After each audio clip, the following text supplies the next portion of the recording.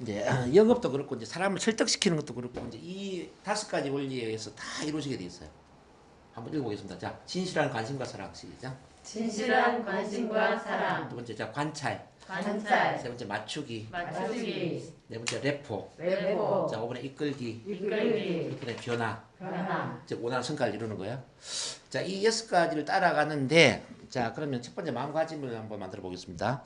관심과 사랑을 갖는다. 이건 뭐냐면은 내가 엄마가 되는 거예요. 엄마. 아기한테 엄마가 되는 거예요. 엄마는 아기를 사랑합니까? 사랑하지 않습니까? 사랑합니다. 사랑하죠. 여러분들 고객을 만날 때 고객을 사랑합니까? 사랑하지 않습니까? 사랑합니다. 이렇게 말만 사랑하지 말고 정말 아기처럼 사랑해야 되거든요. 근데 그렇게 사랑을 주는데 못 받으니까 안타까운 건데. 그렇죠. 이제 일단은 잘 들어보세요. 네, 네. 아기한테 사랑을 준다. 아기도 사랑을 못 받을 수도 있지 않습니까? 아기도 그렇잖아요. 뭐 젖달라고 보채는데 계속 울 수도 있고 기저귀 갈아주는데도 또 보챌 수도 있고 그렇지 않습니까? 근데 아기가 사랑을 못 받아줄 때 엄마는 사랑을 포기합니까? 아니면 계속 사랑을 줍니까? 계속 사랑 줍니다. 사랑을 주잖아요. 그러니까 여러분들이 그래서 고객을 아기처럼 사랑하는 마음을 갖고 있지 않다면 그 고객은 내 고객이 아니에요. 이걸 이해를 하셔야 돼요. 자, 내가 만나는 고객이 아기처럼 사랑스러워야 된다 이 말이에요. 자, 아기는 예를 들어서 이제 뭐 청각장애나 시각장애나 신체 장애인인 아기를 하더라도 엄마는 그 아기를 사랑할 수밖에 없어요. 그렇지 않나요? 네. 그럼 여러분들 이제 고객들도 보면은 정말 완전한 고객도 있겠지만은 뭔가 좀 결함이 있는 문제가 있는 고객들 많이 있지 않습니까? 네. 문제가 있기 때문에 이 고객을 내가 포기한다면 그는 잘못된 거죠. 엄마가 아기를 포기하는 거 똑같은 거죠. 근데 이 마음이 잘 안 만들어지기 때문에 영업이 안 된다라는 말씀을 제가 드리는데 이 마음이 왜 안 만들어지느냐를 이제 봐야 돼요. 자, 중요한 건 내 안에 사랑이 없어서 그래요. 사랑이 없어서 그렇다. 즉 나를 사랑하지 못하기 때문에 나 자신을 사랑하지 못하기 때문에 내 고객을 사랑하지 못하는 거예요. 두 번째는 내가 몸담고 있는 회사를 사랑하지 못하기 때문에 내가 팔고자 하는 상품이나 서비스를 사랑하지 못하기 때문에 이 고객을 사랑할 수 없다 이 말이에요. 네? 그리고 함께 또 일하고 있는 멤버들이 있을 거 아니에요. 우리는 파비스는 파비스의 멤버들. 또 뭐 우리 이수연 선생님은 또 화장품 회사의 멤버들이 있겠죠. 멤버들을 사랑하지 못하기 때문에 밖에 있는 사람 사랑하지 못한다는 거죠. 안에 있는 우리를 사랑하지 못하는데 어떻게 밖에 있는 다른 사람 사랑하겠냐 이거죠. 그래서 이제 이 1단계 관심과 사랑을 갖기 위해서는 반드시 내 안에 사랑을 채워야 되는데 첫 번째는 무조건 나 자신을 있는 그대로 받아들이고 사랑해야 된다. 나 자신을 있는 그대로 받아들이고 사랑해야 된다. 그러면 또 이런 말을 해요. 난 나를 사랑하는데요. 아니에요. 되게 보면 사랑하지 못해요. 그럼 사랑하는지 사랑하지 못하는지 어떻게 알 수 있는지 아세요? 남의 눈치를 보느냐 보지 않느냐를 보면 알 수 있어요. 나를 100% 오픈할 수 있느냐 숨기느냐 이걸 보면 돼요. 자, 그럼 저는 이런 질문을 하죠. 어떤 사람한테 당신 자신을 보여줄 수 있다면 몇 퍼센트 보여줄 수 있으세요? 어떤 사람한테 나 자신을 보여줄 수 있다면 100%다 보여줄 수 있으세요? 아니면 99%? 80%? 70%? 사람들한테 보여주고 싶지 않은 부분이 몇 %입니까? 우리 소정 선생님 몇 % 보여주고 싶지 않아요? 저는 뭐 사람에 따라 좀 틀리겠지만 네. 저는 100%안 보여주고 싶어요. 그러니까 자, 그 이제 수치는 중요하지 않은데 보여주고 싶지 않은 모습이 있죠. 보여주고 싶지 않은 모습이 있다라는 이야기는 보여주고 싶지 않은 만큼 나를 사랑하지 못하는 거지. 이렇게 이해를 해야 돼. 나는 뭐든지 보여줄 수 있어. 단지 그 사람이 원하지 않으니까 보여주지 않을 뿐이야. 이게 정상이지. 저는 그런 관점이에요. 저 자신을. 저는 100% 저를 보여줄 수 있지만 상황에 따라 사람들이 원하지 않기 때문에 나를 보여주지 않을 뿐이지 그 사람이 원한다면 나는 100%다 보여줄 수 있다. 이렇게 저는 이야기를 하죠. 근데 지저분하고 그런 모습은 보여주기 싫잖아요. 자. 양치하는 모습, 화장실에서 뭐 그런 모습. 근데 여기는 이거는 심리학적으로 이야기하는 거죠. 그런 건 아니겠죠? 그런 관점은 아니고. 심리적으로 이야기하는 심리적으로 이제 심리적인 관점에서 나를 100% 보여줄 수 있느냐 이거죠.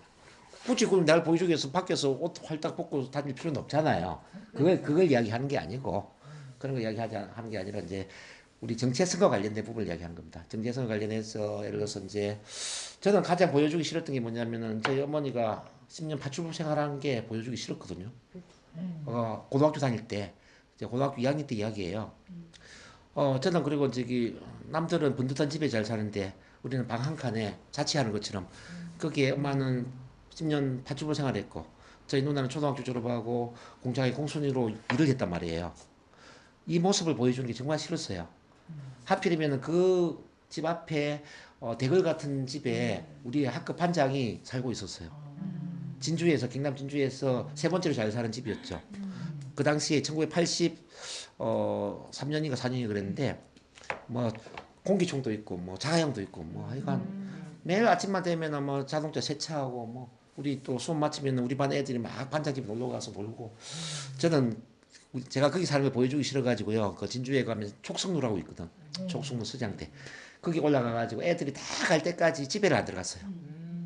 그럼 골목에 와서 숨어서 애들이 다 갔나 안 갔나 이거 다 검사하고 애들이 다 갔다 싶으면 그것도 고양이 새끼처럼 이렇게 살짝 골목으로 들어갔단 말이에요. 마음의 상처가 엄청 많으시겠다. 아 그럼요. 근데- 공부를 잘하면 상처가 이제 그걸 제가 그래서 지금 와서 보면은 그런 걸 내가 보여주지 못했구나. 그런 걸 사랑하지 못했구나. 우리 엄마를 부끄럽게 생각했구나. 우리 누나를 부끄럽게 생각했네. 그리고 내가 뭐 가난하다는 자체를 내가 사랑하지 못했구나.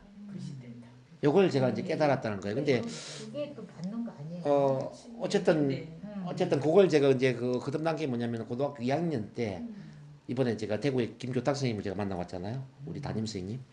담임 선생님이 저를 학교 반장을 시키면서 선생님은 아마 이제 뭐 사진 보시면 아시겠지만 제가 사진 올려놓은 게 있어요. 키도 160cm밖에 안 되고 얼굴도 되게 못생기고 선생님 그래요. 얼마나 놀림을 많이 받았겠어요. 이제 그런 선생님이 저를 이제 학교 반장을 시키면서 너 서울대학교 들어가는 것보다 성격 개조하는 게 훨씬 더 중요해. 그래서 성격 개조하려면 학교 반장해야 돼. 내가 시켜줄게. 훌륭하신 선생님. 진짜. 예. 그러면서 이제 반장 출마를 시키면서 저한테 이야기한 게 뭐냐면 너 그런 이야기 해야 돼. 그걸 숨기면 절대 성격 바뀌지 않아. 너 엄마 이야기도 하고 누나 이야기도 해. 내가 책임질 테니까. 그렇더라도 아무 일도 안 생기니까 이야기해. 그래서 반장 선거에 나가서 그래서 우리 엄마는 파출부 생활합니다. 누나는 국민학교밖에 못 나왔어요. 나는 단칸방에 살고 있어. 이야기를 하고 펑펑 울었던 거야. 펑펑. 그래서 이런 내 성격을 바꾸기 위해서 내가 학급 반장을 출마하게 되었습니다. 그러니까 애들이 막 기립박수를 치고 난리를 치면서 60명이 올 몰표를 줘가지고 반장이 된 거예요. 진짜요? 지금도 축하해야 되겠네. 아니 그러다 보니까 이제 공부 잘하는 애도 내 친구가 되고요. 꼴찌 하는 애도 친구가 되고 뭐 농땡이 부르는 애 다 친구가 돼 있지. 그렇게 해서 2학년 때 2학년 13반 학급 반장을 하면서 뭐 2학년 때 얼마나 이벤트가 많아요. 그때 제가 교련 과목에 교련도 뭐 구령 붙이고 뭐 학급 반장은 수업 시간 되면 뭐 일어서 일종 쉬어 차려 뭐 이런 거 시키잖아요.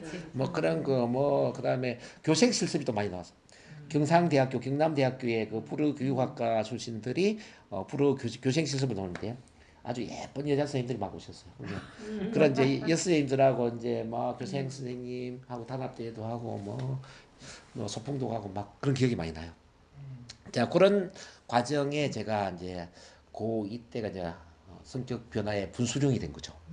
네, 그 선생님이 너무 잘해주신 게 뭐냐면은 저의 최악의 단점과 약점을 공개적으로 이야기하게 만든 거예요. 그 학급 반장을 시켜 나서게 만들고, 그러니까 이제 친구가 단 한 명도 없었던, 쉽게 말하면은 정말 가학적으로 몸을 인척하고 문제가 없는 척하고 살았던 제가 거의 불구숭이가 된 거 아니에요. 제 최악의 모습을 그냥 드러냈으니까. 그러다 보니 그때부터는 뭐 숨길 게 없는 거예요. 우리 엄마 이야기하게 되고, 누나 고생하는 이야기하게 되고, 뭐 집안에 뭐 애들 데려와서 라면도 끓여 먹고 뭐.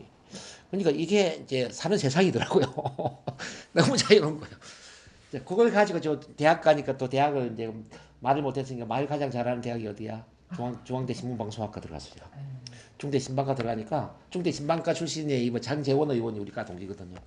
그 국민의힘 장재원이 있죠. 걔와 저는 정반대지. 걔는 자기 아버지가 사학재단 이사장이고 국회의원 사선 출신. 나는 우리 엄마 10년 발출부 출신.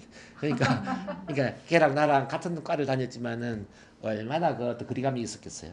걔는 백구도 신고 맨날 그 나이트클럽에 춤추러 다니고 저는 아르바이트 하러 다니고 달동네에. 이제 그러면서 제가 이제 그 자아가 싹튼 거죠. 자아. 자, 그런 저를 받아들이고 사랑하게 된 거죠. 그러면서 학원 강사를 하게 되면서 제가 성공을 한 거거든요. 송도순 씨 두 아들을 가르쳐서 거기에 스타 강사가 되면서 이제 대학 2학년 때부터는 돈을 만진 거예요. 돈을 한 700, 800, 1000만 원까지 막. 그 시대. 예. 그러니까 제가 이제 얼마나 우리 후배들이 예뻤겠어요. 제가 이렇게 외롭게 자라다 보니까. 그러니까 제 자취방을 24시간 풀로 오픈을 하면서 너들 쉬는 시간에 와서 쉬었다가 그러면 애들이 자유자유로 드나드는 거지. 그리고 학원 가기 마치고 한 11시에 거기 오잖아요. 자취방에. 그러면은 꼭 한 4명, 5명이 후배들이 와 있어요. 제가 이제 원칙이 뭐냐면 올 때는 무조건 소주를 한 병씩 사가지고 온다. 안주를 내가 무조건 사준다. 그러면 이제 삼겹살 한 2건, 3건 해버리면 뭐 김치하고 그냥 떡을 치거든요. 밤새도록 후배들 술 사주고 그러면 이야기 들어주고 그리고 또 이제 우리 중앙대 중문에 보면 화영식당이라고 있어요. 지금도 기억나는데 화영식당에 정동문 이름의 노트를 하나 만들어놨어요. 이거는 이제 누구든지 와서 밥을 먹게 만들었어요. 후배들은 자 무조건 와서 밥 굶지 말고 그때 굶는 애들이 많이 있었거든요. 진짜 뭐 500원짜리 라면 먹고 막 굶는 애들 있죠. 그래서 밥 굶지 말고 무조건 네 이름 써놓고 먹어. 그럼 이제 식당 아줌마가 알기 때문에 이제 정동문 후배다 하면서 이제 오는 사람들은 그냥 밥을 무조건 줬어요. 많이 놀 때는 제가 밥값만 200만 원 썼다니까요. 그렇게 해서 이제 20대를 제가 보내면서 후배들하고 동고동락하고 뭐 성격이 이렇게 바뀐 거야. 이게 고등학교 2학년 때부터 쭉 이게 분수령이 된 거죠. 그러면 자존감이 올라가고 또 학원 원장으로 제가 성공을 했지. 그러면서 이제 또 심리학 공부해서 이렇게 이제 왔단 말입니다. 사람이 이제 바뀌는 게 어떤 그런 계기가 있어야 돼요. 그 계기는 어떤 거냐면은 나를 100% 오픈해서 그것이 문제가 안 된다라는 그런 좋은 느낌 있지 않습니까? 아, 내가 사랑받고 있구나 이런 느낌. 아, 우리 엄마가 파출부라는 걸 이야기했는데도 애들이 나를 싫어하지 않는구나. 우리 누나가 국민학교밖에 못 나왔다는 애들은 사실을 아는데 아, 우리 누나를 더 좋아하네. 내가 당감반에 사는데 아, 이걸 사람들이 무시하지 않네. 받아들이네. 이 느낌들이 그러니까 어떤 새로운 자아를 형성해 주더라고요. 그래서 저는 이제 그런 과정을 거치다 보니까 저의 이제 가장 큰 장점이 뭐냐 묻는다면은 진정성이다. 솔직합니다. 저는 저를 있는 그대로 드러내고 이야기해 줄 수 있는 그 진정성 힘을 갖고 있다라고 저는 이야기를 해요. 근데 그게 우리 심리 치료에도 너무 중요하더라는 거죠. 제가 뭐 상담해 보면은 뭐 저를 이제 만 느껴보시겠지만은 처음에 누가 오잖아요. 우울증으로 불안증으로 누가 오잖아요. 그러면 제가 첫 번째 이야기하는 게 뭔지 아세요? 제 아픈 이야기를 해요. 아, 저도 옛날에 이렇게 힘들었어요. 뭐든지 이야기하셔도 됩니다. 자, 돈이 없으면 그냥 상담하고 가셔도 됩니다. 돈 부담 없이 그냥 하시라고. 예. 어제도 저기 23살짜리 어떤 학생이 왔어요. 면접 대비 불안 때문에. 그래서 제가 2시간 동안 그냥 무료로 상담해 줬어요. 돈이 없더라고. 돈이 없는데 돈 내러 갈 수 없잖아요. 그래서 너무 돈이 없으면은 우선 치료받고 나중에 가져와도 되니까 너무 부담 안 느껴도 된다. 우선 부모님이랑 의논해보고 그래서 편안하게 와라. 오르쳐도 옳지. 어쨌든 이제 그런 쪽으로 이제 자아가 형성이 되는 그 힘이 바로 자아 개방이었단 말이에요. 자아 개방. 그러니까 나를 개방하는 그 정도와 나를 받아들이고 살아가는 정도는 정비례하더라. 이거 말씀드립니다. 저는 앤 설리반 선생님과 헬렌 켈러의 관계를 보면서 제가 많은 감흥을 받는 게 헬렌 켈러가 앤 설리반 선생님한테 자기 100% 문제를 오픈하지 못했다면 어떻게 헬렌 켈러가 자기를 사랑했을까? 자, 요 이야기를 제가 드리고 싶고요. 또 우리 NLP 역할 모델에 해당되는 밀턴 에릭슨이 밀턴 에릭슨 사지 마비 환자 출신이거든요. 일반 중풍 출신인데 그 어떤 시각장애 또 사지마비 환자 출신의 자기의 이 신체의 한계를 사람들한테 숨겼다면 어떻게 위대한 정신과 의사가 되고 심리치료사가 되었을까 이런 생각을 저는 합니다. 그래서 여러분들이 이제 제가 이야기 들으면 막 감추고 싶은 뭔가가 분명히 있을 겁니다. 분명히 저는 그 분명히 있다고 생각해요. 근데 그걸 여기서만큼은 이야기를 해야 된다니까요. 여기는 첫 만남 심리 가족이잖아요. 바깥에는 이야기 안 해도 괜찮아요. 바깥에는 어차피 이제 비즈니스 영업을 해야 되기 때문에 어쩔 수 없어요. 여기서만큼 이야기를 할 수 있어야 돼요. 여기는 언니 같고 동생 같고 친구 같고 막 이런 분들이잖아요. 여기조차도 내 아픔을 이야기할 수 없다면은 그 누구에도 절대 이야기할 수가 없어. 그 이야기는 자 여기서 이야기 못한다는 이야기는 영원히 나를 사랑하지 못하고 이 세상을 떠나는 거예요.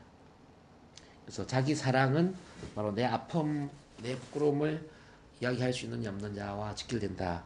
그리고 그 과정에서 얼마나 인정받고 사랑받느냐, 수용, 존중, 공감, 이해, 사랑 그 정도가 정비돼야 된다는 걸 말씀드리고요.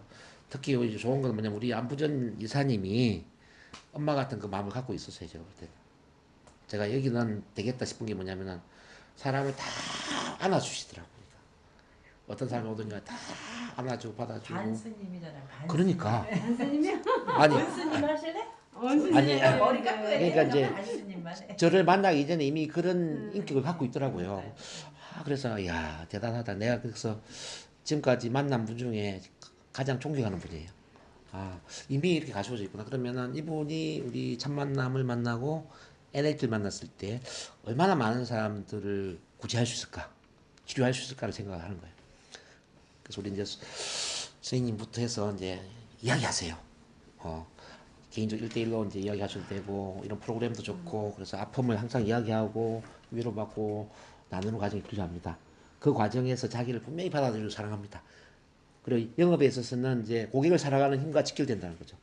그걸 분명히 꼭 하셔야 되고, 그래서 심리가족 하세요.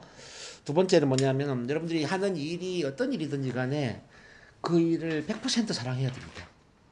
그 하는 일에 대해서 1%도 의심을 가지면 안 된다는 뜻이죠. 1% 의심 때문에 그 일이 싫어지는 거예요. 정말입니다. 99% 좋아서 한 가지 문제라고 생각하는 이것 때문에 회의감이 생기고 일을 중단하게 된다니까요. 그래서 뭔가 의심되는 게 있으면은 반드시 여러분들 그 회사의 회장님이나 위에 상사 뭐 누굴 찾아가서 그 의심을 풀어야 돼요. 자, 내가 좋아할 수 없는 부분 이런 걸 막 그 해소를 해서 나의 회사를 사랑하게 만들고 제품을 사랑하고 그 회사 제품에 대해서 100% 열정을 가져야 돼요. 요게 들어오면은 이거는 엄청난 기적 같은 힘을 만드는 거죠. 많은 분들이 그냥 할 일이 없어서 이 일을 한다고 생각을 해요. 회사가 그저 그런데 썩 좋진 않지만 그나마 이거라도 해야 내가 먹고 산다 이렇게 생각한다고. 이런 사람이 어떻게 돈을 벌겠냐고요. 회사를 맹신해야 되고 그 제품을 맹신해야 되지 않겠습니까? 100% 어떤 믿음, 사랑 그걸 가져야 되고, 그 다음에 이제 중요한 게 같이 일하는 분들과의 관계에 대한 사랑이에요. 고객을 사랑하기 위해서는 반드시 안에 있는 사람을 사랑해야 된다. 우리 소정 선생님은 안부준 이사님이 엄마보다 더 좋아야 돼요. 자, 엄마 돌아가셨지만은 자 가족보다 더 좋아야 된다니까요. 남편보다 더 좋아야 되고 막 친구보다 더 좋아야 되고 안부준 이사님 하면은 막 눈에 눈물이 나야 돼. 너무 고마웠어. 정말이에요. 자, 나를 도와주는 이런 이제 뭐 네트워크 마케팅 쪽의 스폰서, 뭐 영업 조직에서는 뭐 어떤 팀장님, 뭐 상무님, 뭐 이런 분들 있지 않습니까? 이런 분들 이름을 생각하면 눈물이 나요. 눈물이. 그분들 그렇게 고맙고 사랑스러워야 된다니까요. 그런 어떤 힐링 관계처럼 아주 끈끈하게 인간관계가 만들어져 버리잖아요. 그러면 이 내면에서 열정이 불타오르기 시작해요. 야, 이거 너무 좋다. 이건 이야기하지 않으면 안 되겠네. 이런 열정이 느껴지고, 그리고 고객을 만나면 이 고객도 그런 사람처럼 느껴지는 거지. 자, 이 고객한테 뭔가를 이야기하지 않으면 안 될 것 같고, 소개를 해주지 않으면 안 되는 것 같고, 죄를 짓는 것 같고, 오히려 도와줘야 될 것 같아요. 마치 엄마가 아기를 잘 기저귀 안 갈아주면 죄책감 느끼지 않습니까? 자, 아기 울고 있는데 달래주지 않으면 엄마가 얼마나 죄책감 느끼겠어요. 그죠? 근데 우리 파비스 같은 경우에 예를 들어서 당뇨 환자를 만났어. 고혈압을 만났어. 비만 환자를 만났는데 그냥 스쳐 지나갈 대상이 아니다. 이 사람 내가 해결해 줄 수 있는데, 나를 만나면 당뇨 없어지는데 비만 없어지는데 이런 느낌 들잖아요. 맞아요. 안타까워요. 안타깝잖아요. 그래서 그걸 하고 계시잖아요. 그러니까 이제 그 마음 때문에 고객한테 이야기를 안 할 수가 없는 거지. 화장품도 이제 마찬가지죠. 이제 뭐 그렇죠. 화장품도 이거 하면은 진짜 주름살 펴지는데 여기만 보이잖아요. 10년 그죠. 10년 뭐 저기 뭐 젊어지는데 이런 거. 그래서 이게 이제 그 바로 엄마 마음이라면 엄마. 자, 고객을 딱 만나면 그런 느낌이 들게 돼요. 제가 우리 센터에 오는 사람을 보면요.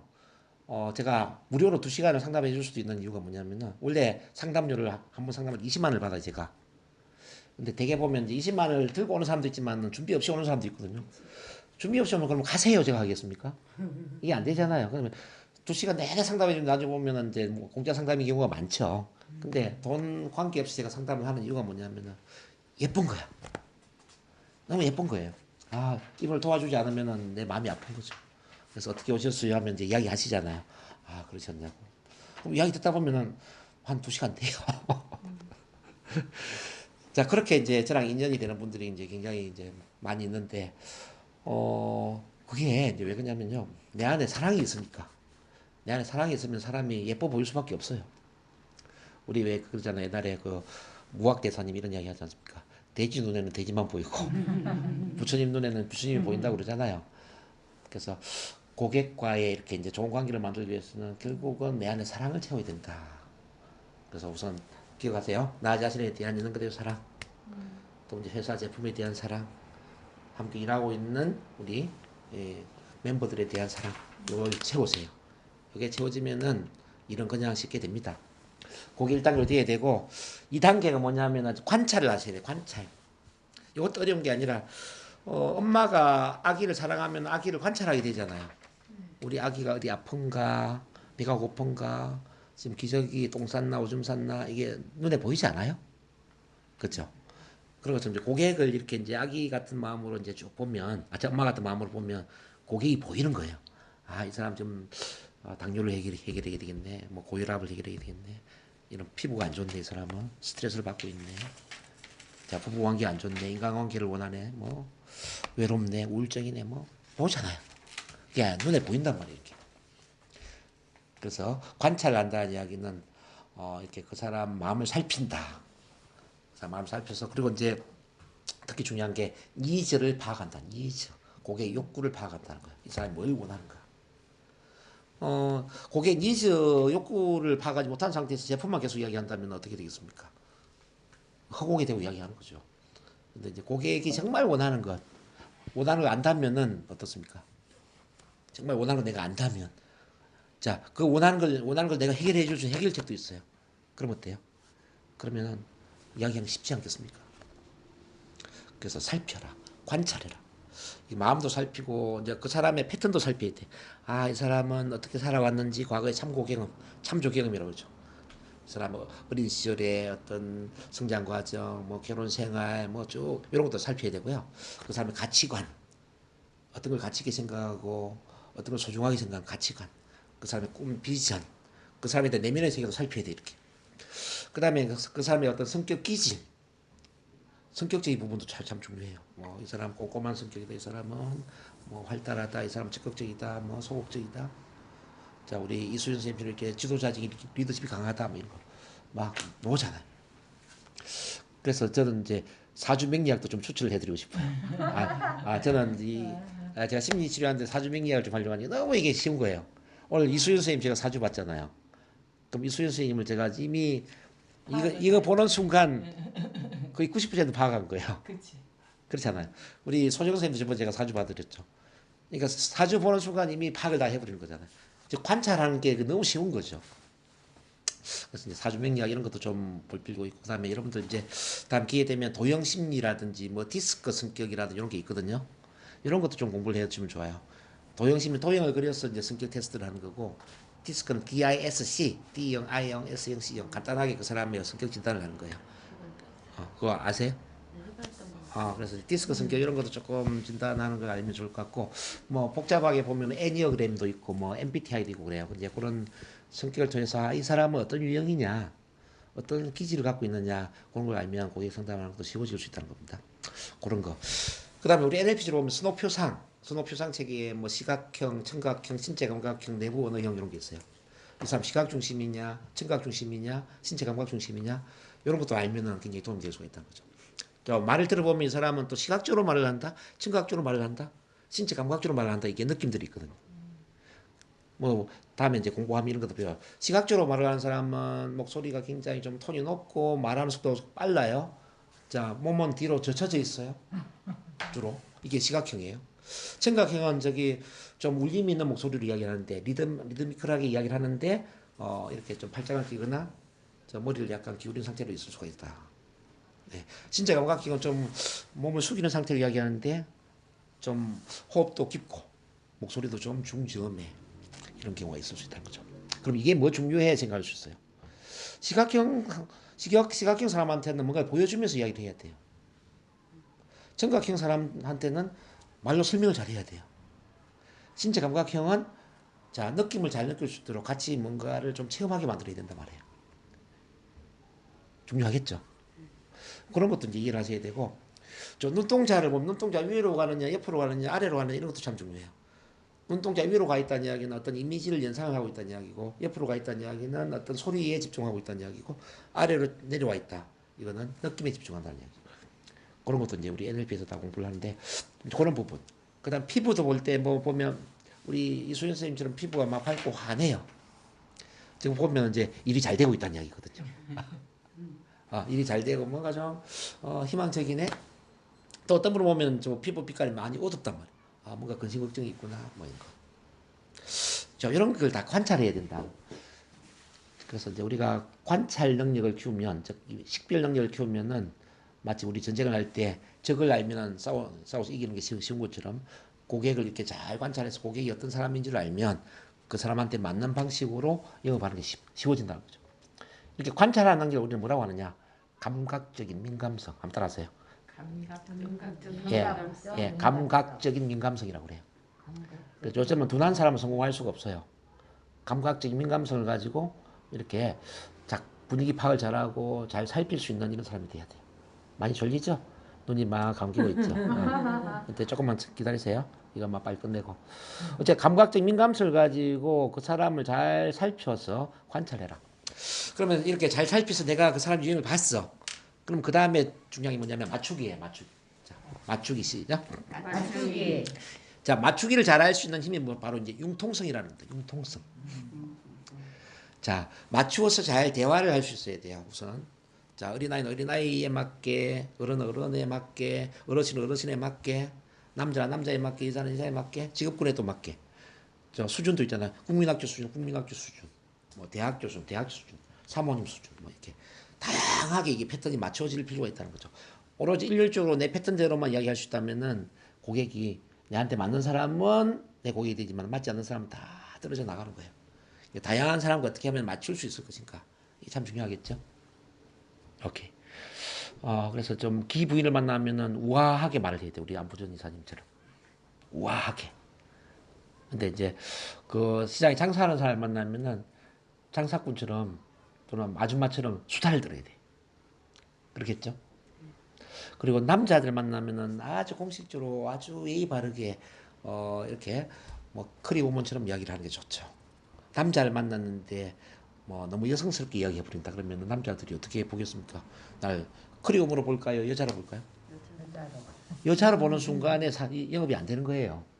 내가 여자이지만은 남자가 날 여자로 보느냐 어떤 전문 여성으로 보느냐 이게 굉장히 중요하단 말이에요. 그래서 옷차림도 왜 이제 보수적으로 입어야 되느냐가 중요해요. 왜 이어링을 사더라도 이어링이 좀 작은 눈에 띄지 않는 이어링이 되어야 되느냐 이거죠. 또 이제 우리 소영 선생님 같은 경우는 이제 머리를 이렇게 이소영 선생님이나 안부정 선생님 이렇게 커트 머리 좀 짧은 머리를 하는 게 중요하거든요. 예. 왜 머리를 이렇게 짧게 해야 되는지 아세요? 짧은 머리로 이렇게 할 때 전문 여성의 이미지가 강해진다는 거예요. 머리를 뒤에 이제 길게 하거나 묶거나 이러면은 이제 여성적인 이미지는 있는데 커리 오면 전문 여성의 이미지는 없어지는 거예요. 그래서 내가 이제 영업을 잘하고 싶다, 사업을 잘하고 싶다, 그러면 머리를 무조건 짧게 깎아야 돼요. 짧게. 그리고 이제 옷을 입더라도 이제 좀 보수적으로 흰색과 검정색이 같이 포함되는 뭐 그런 게 이제 기본이죠. 그리고 액세서리를 찾더라 액세서리는 눈에 좀 띄지 않는 쪽으로. 너무 액세서리가 눈에 띄어버리면은 이제 사람들이 거기에 집중이 되지 않겠습니까? 그죠? 그런 거죠. 이제 그런 것들이 참 중요하다. 그래서 이제 이런 맞추기는 뭐 끝도 없죠. 뭐 요거는 뒤에 이제 공부를 새로 할 거예요. 충분히 맞춰주면 어떤 일이 일어날까요, 선생님? 충분히 맞춰주면 사람이 편안해질까요, 불편해질까요? 편안해지겠죠. 내 스타일이네 이런 생각이 들잖아요. 나랑 같은 거 안에 이런 느낌이 들잖아요. 그러면 마음이 열리겠죠. 자, 마음이 열리는 걸 뭐라고 하냐면 레포라고 그래요. 자, 레포. 레포가 형성되면 거의 다 된 거예요. 이제 둔감한 사람은 레포가 형성이 되었는지 안 되었는지 모를 수가 있잖아요. 레포가 형성이 되었는데도 불구하고 제품 이야기를 안 하면은 어떻게 되죠? 그렇죠. 레포 형성이 되었는데도 제품 이야기를 안 해. 그러면은 고객한테는 유리할 수 있는지 모르지만은 정작 영업하는 사람한테는 유리하지 않잖아요. 그래서 폐성이 돼요. 폐성. 이해만 하고 나는 물건을 못 팔았으니 폐성이 된 거잖아요. 이제 폐성, 성패, 성성이 있죠. 인간관계가. 나도 좋고 그 사람도 좋아야 되잖아요. 성성이 되면은 이게 가장 좋은 거거든요. 근데 고객은 손해보는데 나는 이익을 받으면 승패가 되는 거예요. 자, 고객은 손해는 나는 손해를 봤어. 패성이 되는 거고. 둘 다 손해를 봤어. 도움이 안 돼. 패패. 근데 중요한 것은 승승 아니면 무거래라는 거예요. 반드시 이제 레포를 형성하고 레포를 형성할 때까지는 내가 상대방 입장으로 충분히 공감하고 이해하고 배려를 한 거예요. 이때 이제 내가 이끌어야죠. 자, 이끌기. 이끌기를 하는데 이것도 아주 중요한 기술인데요.